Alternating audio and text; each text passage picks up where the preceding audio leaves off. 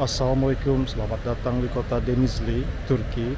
Hari ini gua di kota Denizli akan berkunjung ke teman pernikahan teman dekat udah lama.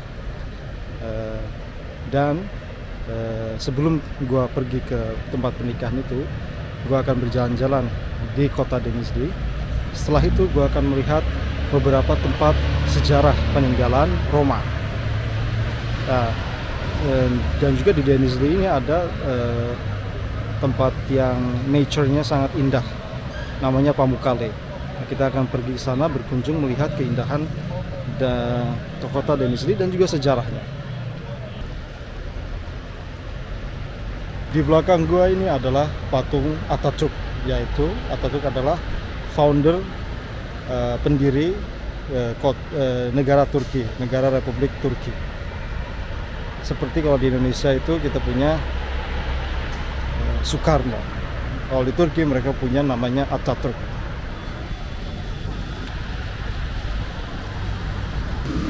Di belakang kita ada tulisan Ne Mutlu Türk'üm diyene, yang artinya betapa bahagianya orang-orang yang Turki ya.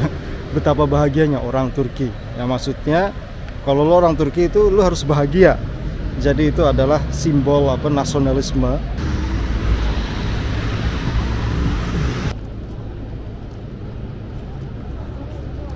Karıştırdı kaptanlar.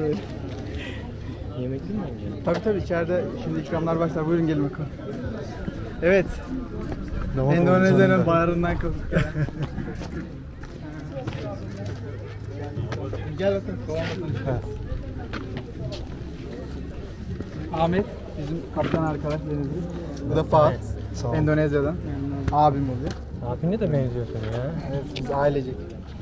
Gelecek benziyorsunuz. Ahmet Denizli arkadaş. Memnun oldum, hoş geldiniz. Fuat da Endonezya'dan. Ömer'in de benim ortak arkadaş. Beni götürme oraya. Gemiyle gideriz. Yine ihale O bana, kendi ihale gidiyor. bana geliyor. Sekarang gue berada di weddingnya teman gue. Di sini termasuk pernikahan yang agama, yang religius. Beda dengan pernikahan di tempat-tempat orang Turki lainnya. Biasanya kalau ada di tempat-tempat umum itu ada ngedance-nya, ada berdansanya dan lain-lain. Tapi di sini hanya bersalaman dengan teman-teman, kenalan. Nah di bagian sini gue mau jelasin, di situ ada bagian wanita, ya hanya perempuan aja yang masuk. Jadi berbeda gitu, kayak masjid. Cewek-cewek di bagian kanan dan laki-laki di bagian kiri.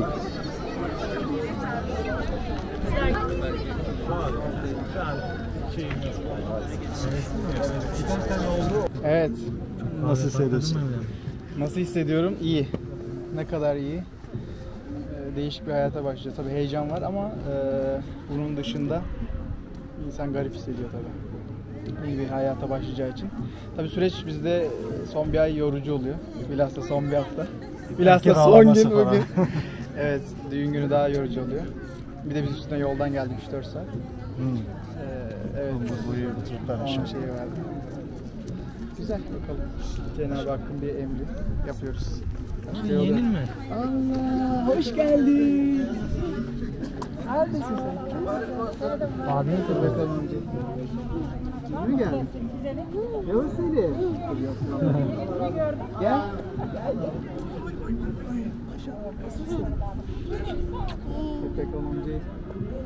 Nah kalau di Indonesia pengantinnya dia berdiri di tempat tertentu kan, orang-orang datang bersalaman, tapi di sini enggak, dia yang jalan-jalan yang bersalaman dengan orang-orang, dia yang dia nggak diam di tempat gitu. Dan pengantin wanitanya dia udah ada di bagian ini ruangan wanita, dan dia mungkin menyalami para tamu-tamu yang laki-laki di bagian depan. Di sini ya gua mau tekanin lagi, ini pernikahan komunitas yang religius, komunitas yang yang ini Islam beragama.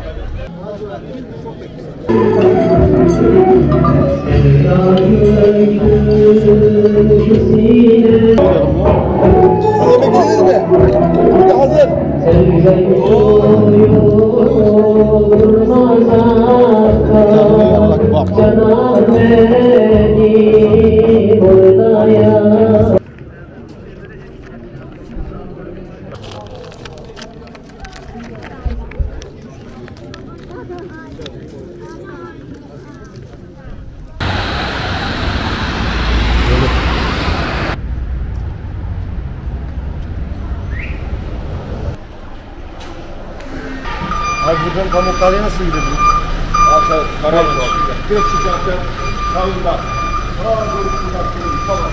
Eyvallah.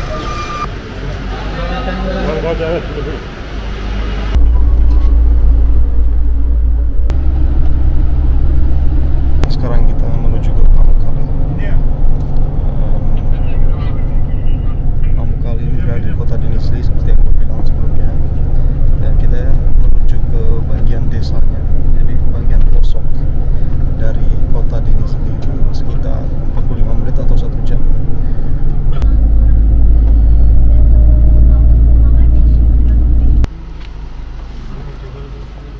Evet. Her 20 dakika arabamız.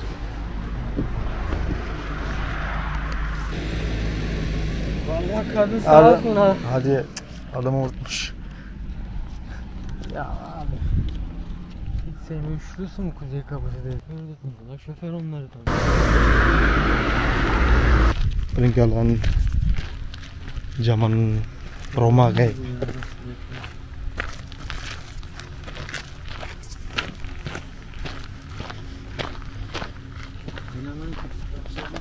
Hocam travertenlere gelecektik ama buradan mı gidiliyor? Tamam. Kuzey Kapı dediğimiz burası ya. Evet. Teşekkürler.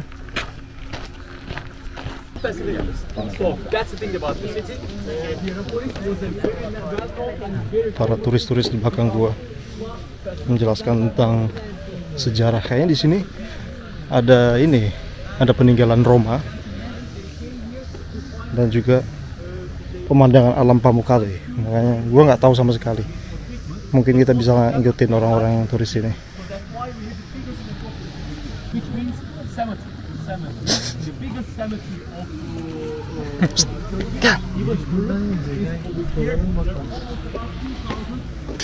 Ne oluyor ya? Di sini şey oldu bu arada. Kita datang ke sini tapi semua tempat kosong, nggak ada orang sama sekali, tutup. Nih, ada WC. Kayaknya tempat baru dibuat. Sudah bak. Sol tarafta bir şeyler var. Romanlar kalan. Sorarım ya, sorarız. Merhaba, biz Pamukkale'ye gideceğiz de. Tamam, buradan biliyorsunuz. Tamam, teşekkürler.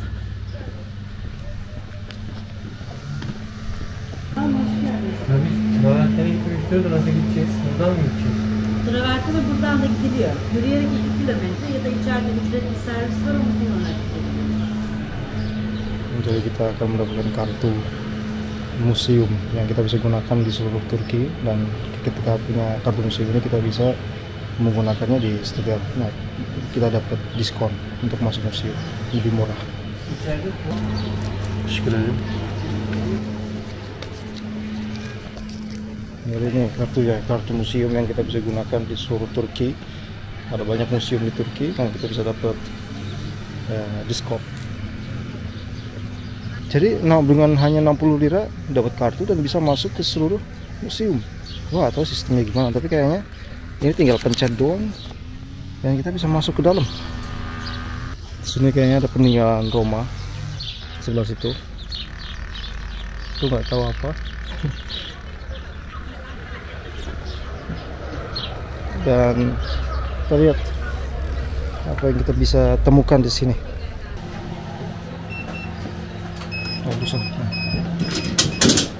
Oke, masuk kita. Inilah Pamukkale. Sağ olasın. Pamukkale nerede abi? Devam Pamukkale? buradan. Buradan mı? kasabası mı? Yok şeydi o Travertene sordu. Traverten'in olduğu yer beyazlık mı? beyazlık aynen. Tamam, buradan devam edeceksin. Beyazlığa ulaşacaksın. 1 kilometre. 1 3 kilometre. kilometre ya. Eyvallah, teşekkür kolay gelsin. Kita harus jalan 1 kilometer untuk bisa sampai ke Pamukkale.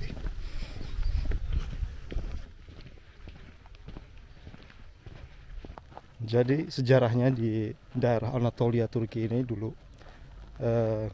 ada ditinggali oleh orang-orang Roma, yaitu dan Anatolia adalah salah satu bagian dari kerajaan Roma di Italia waktu itu. Dan setelah itu orang-orang Turki datang dari Asia Tengah, dimulai dengan zamannya kerajaan Selçuk, lalu Ottoman Empire datang dan mulai menakluki daerah-daerahnya Roma, termasuk akhirnya nanti Istanbul yang ditaklukkan oleh Fatih Sultan Mehmed. Nah, di sini orang-orang di bagian Anatolia ini adalah mayoritas orang Turki, tapi mungkin karena udah lama ya, 500-600 tahun, jadi kemungkinan mereka kayaknya udah campur gitu sama orang-orang Roma. Dan peninggalan-peninggalan Roma masih ada di sini. Semuanya adalah ruin, sekarang udah hancur. Kita lihat di sini ada lubang.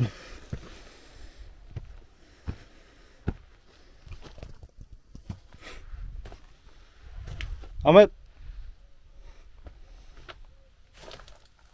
kayaknya di sini tempat, nggak tahu ini kayaknya kamar atau tempat manggang roti dulu. Bu eskiden şehir olabilir değil mi ya?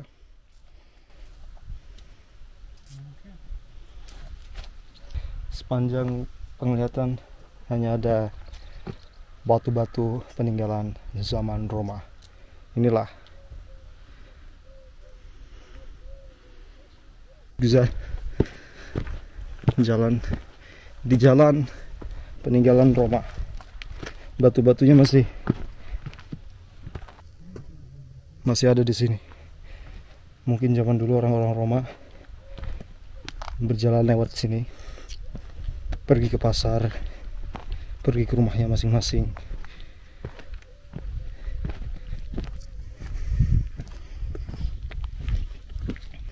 Di sini adalah rumah di zaman Roma, yang mungkin dulu adalah rumah. Gua baca di situ kayaknya rumah di situ. Tapi gua nggak tahu ini apa fungsinya, tempat tidur atau apa. Di sini ada tulisan Roma yang nggak jelas. Oh, ada ruangan.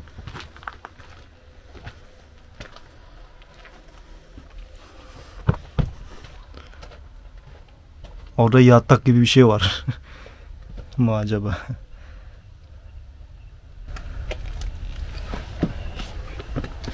Girecek içeri istiyorsan.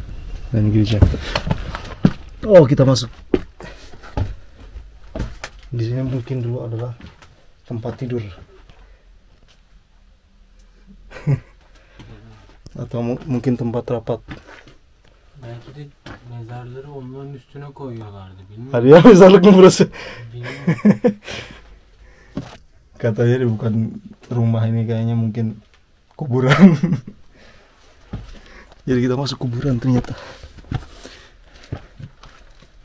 Amin. Mezarlığa benziyor. Jadi kayaknya ini kuburan, bukan rumah.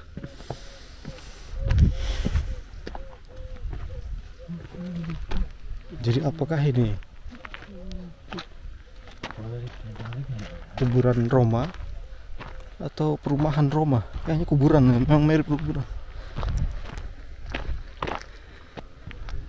Kayaknya ini adalah kuburan Roma, bukan perumahan Roma, soalnya iya kayaknya kuburan. Tapi orang Roma, apakah, gue nggak tahu sejarahnya, orang Roma itu mengubur atau membakar. Di sini ada tulisannya, sejarahnya mungkin siapa yang dikubur di sini. Ini ada objek yang sangat unik sekali. Di sini ada kayak gerbang dan di atasnya ada peti mati. Tapi peti matinya itu gimana ngangkatnya ke sana? Peti matinya ditaruh di atas. Gimana ngangkatnya? Ya pasti. Mungkin bisa dibilang ini adalah tempat rapat. Tempat rapat dekat kuburan. Pintar banget buat tempat rapat di kuburan. Ya pintunya gede banget tuh.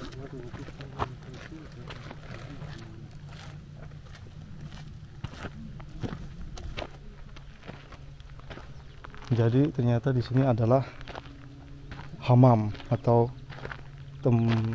kamar mandi, tempat mandinya orang-orang Roma dulu. Tahu kan ya, kalau lihat di film-film gitu pada berenang bersama-sama dengan raja-raja itu, tempat elit. Inilah hammam, kamar mandinya orang Roma.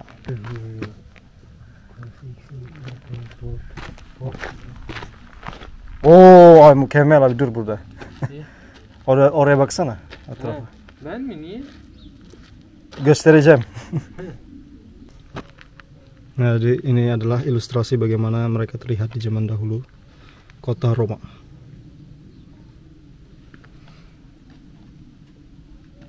Sini juga ada ilustrasi di sini bagaimana. Tuvaletmiş. Di sini adalah nih toiletnya orang Roma. Jadi masuk ke gerbang ini supaya mereka bisa berak di sini. Jadi lu masuk terlihat sangat luks, sangat besar kan pintunya. Masuk berak di sini berjejeran. Peringatan gua. Akhirnya kita nyampe.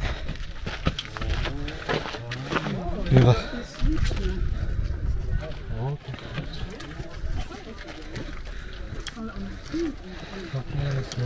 Oh, nasıl şiir.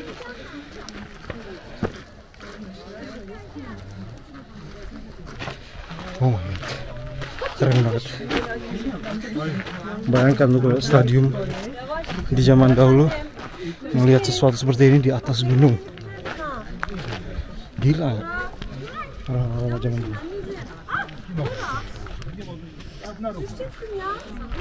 Jadi ini adalah teater di sini, di mana orang-orang Roma datang berkumpul untuk mendengarkan musik, dan mungkin juga ada cerita, acting dan lain-lain. Gua gak tahu gimana, gua hanya menebak, menerka. Inilah teater Roma. Sekarang kita sampai di tempat peribadatan Tuhan-Tuhan Roma pada zaman dahulu, yang seperti yang kita sering dengar itu adalah yang paling pertama adalah Apollo. Apollo en şey değil mi? En yüksek. Gue juga lupa.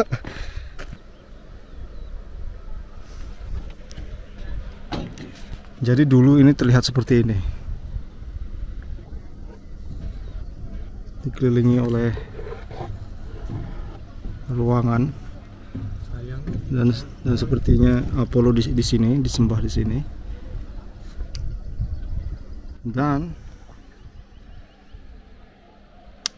jadi di sini ceritanya dulu di zaman Roma ketika masih bisa digunakan, orang-orang sekitar 800 yang tempat yang berkapasitas sekitar 800 orang di sini datang beribadah, dan di depan situ mereka entah di mana, di bagian situ di depannya Apollo mengkurbankan sapi. Di sini adalah tempat peribadatan mereka. Di depan teater yang tadi kita kunjungi ada di sana. Kita masuk ke dalam kolam renang zaman dahulu. kita lihat Ama parasını veriyor, neyle gidiyormuştu? kolam renang zaman Roma.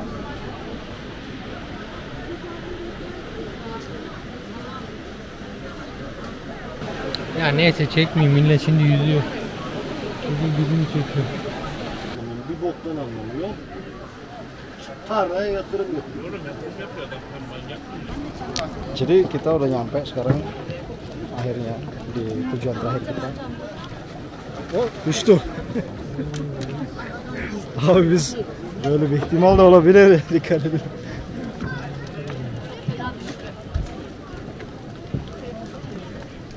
Oh, licin. Ini terbentuk gara-gara ini apa namanya ada airnya yang mengandung karbon lah apalah gitu kan, dan ketika beratus-ratus tahun mengalir di sini dan apa namanya bereaksi dengan oksigen, jadinya glasier seperti ini dan baunya kayak kapur nih lah. Gue mau lompat ke seberang tapi takut kepleset. Alright. Oh, bisa. Oh my god, look at that. Pemandangannya mantep banget. Lihat, kita tunjukkan pemandangan Pamukkale. Inilah Pamukkale.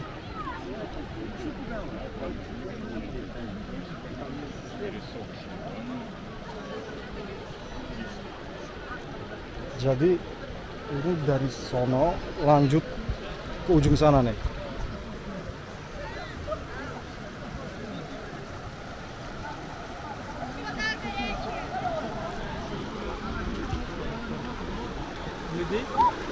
Dan gue penasaran dengan air di sini itu gimana, bening banget soalnya. Alright.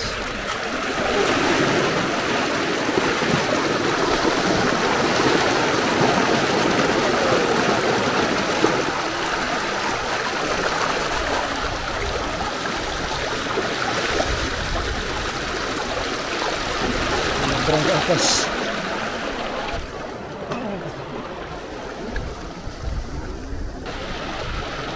Jurang.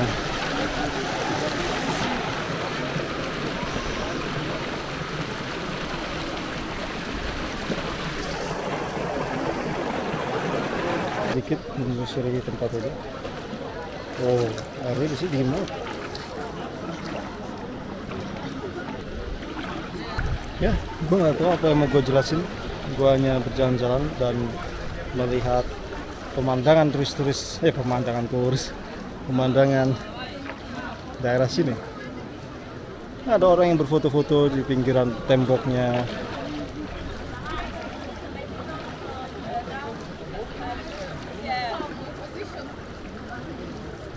Coba kita lihat ini, kita sentuh apa sih sebenarnya. Ya, inilah dia. Entah kapur atau apa ya.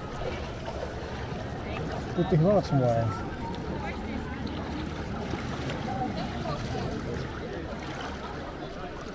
Ya, nggak ada yang mau motoin gua, temen gua entah kemana pergi. Gua selfie di sini sendiri.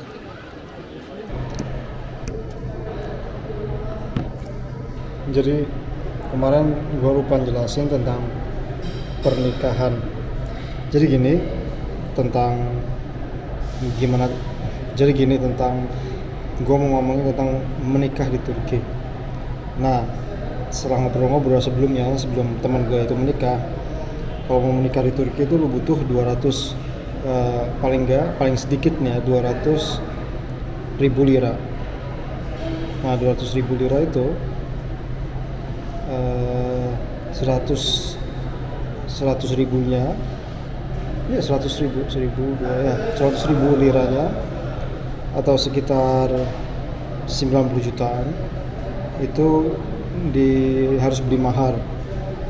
Entah itu kenapa mahal banget maharnya. Jadi maharnya itu emas buat istri, dan habis itu setengahnya 100.000 liranya lagi untuk bahan-bahan beli untuk nyewa rumah. Habis itu diisi rumahnya. karena harus tugas laki-laki untuk mengisi, untuk menyewa rumah, untuk mencari rumah, untuk juga untuk apa maksudnya kayak masang AC, beli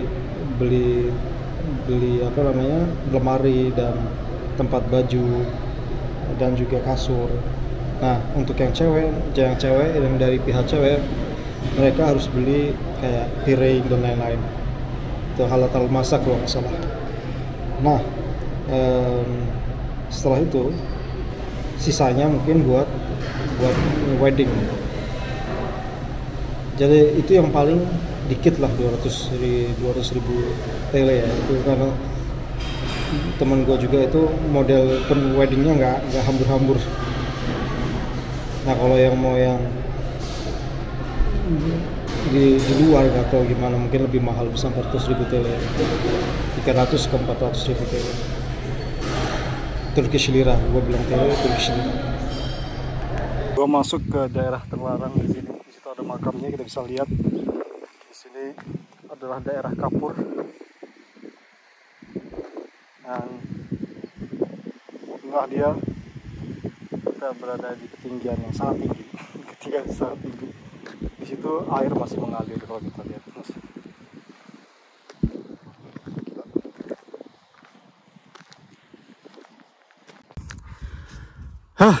Akhirnya kita akhiri perjalanan ini di sini. Jadi gua tadi itu datang dari pintu itu, jalan 1 km menuju ke pintu sana. Dan ketika gua di sana nggak ada mobil yang menuju ke arah kota. Jadi gua harus balik lagi jalan 1 km balik ke arah pintu di mana gua tadi datang. Gila, capek.